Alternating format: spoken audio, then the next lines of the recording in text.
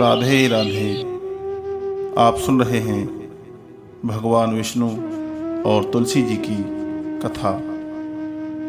प्राचीन काल में राक्षस कुल में एक लड़की का जन्म हुआ जिसका नाम था वृंदा। दैत्यराज कालनेमी जैसे राक्षस परिवार में पैदा होने के बाद भी वृंदा भगवान विष्णु की पूजा करती थी। जब वृंदा बड़ी हुई तो उसकी शादी जालंधर नामक दैत्य से हो गई। जालंधर काफ़ी शक्तिशाली राक्षस था जिसका जन्म भगवान शिव के तेज के कारण समुद्र से हुआ था। बलवान होने के कारण जालंधर को दैत्यों का राजा बनाया गया। वृंदा से शादी करने के बाद जालंधर की शक्ति और पराक्रम बढ़ता ही गया। उसे किसी भी तरह से हराना मुश्किल था। जालंधर के बढ़ते अहंकार व आतंक से सभी देवता परेशान थे। जालंधर की बढ़ती ताकत के पीछे उसकी पत्नी वृंदा की विष्णु भक्ति और सतीत्व था।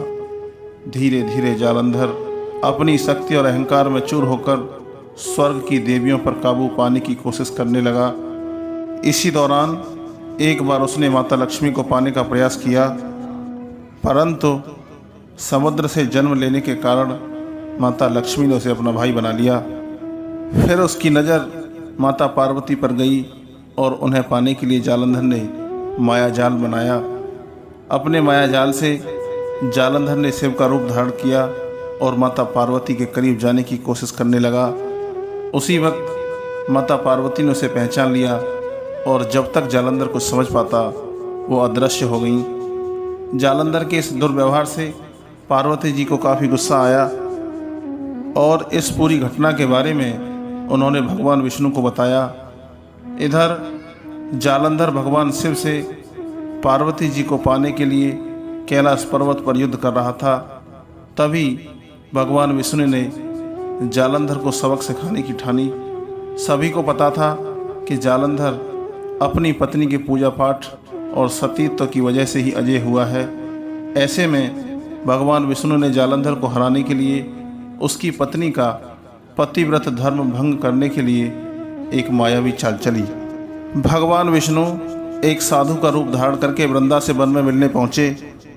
उनके साथ दो मायावी राक्षस भी थे जिन्हें देखते ही वृंदा डर गई।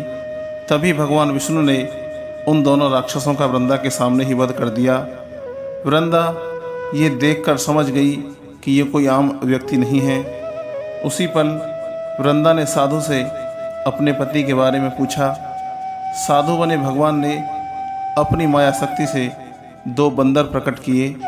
दोनों बंदरों के हाथों में जालंधर का सिर व धड़ था। ये देखते ही वृंदा बेहोश हो गई। कुछ समय बाद होश में आने पर वो साधु से अपने पति को दोबारा जिंदा करने की प्रार्थना करने लगी।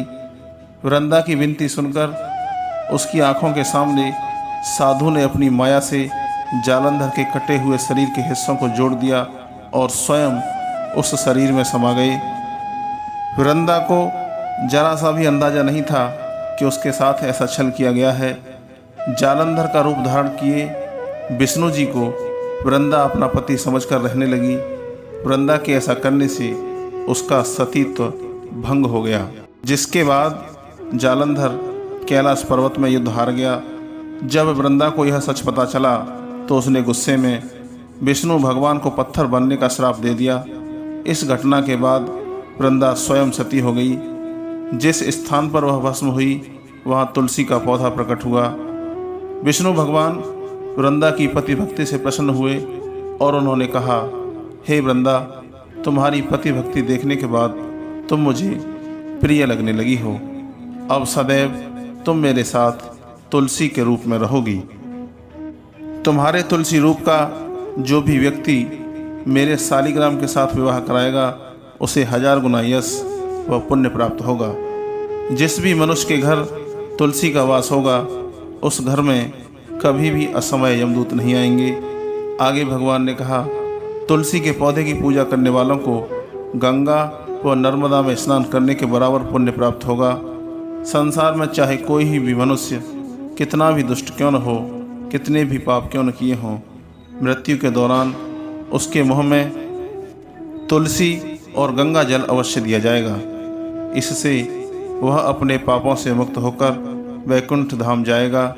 इसके अलावा जो व्यक्ति तुलसी व आंवला के पेड़ की छाया में पितरों का श्राद्ध करेगा, उसके पितरों को मोक्ष की प्राप्ति होगी। तभी से शालिग्राम और तुलसी जी का विवाह कराया जाता है और लोग इससे पुण्य की प्राप्ति करते हैं। प्यारे श्रोताओं, अगर आपको यह कथा पसंद आई हो तो इस वीडियो को लाइक कीजिए, शेयर कीजिए और हमारे चैनल को सब्सक्राइब जरूर कीजिए। जय श्री कृष्ण। आपका दिन शुभ हो।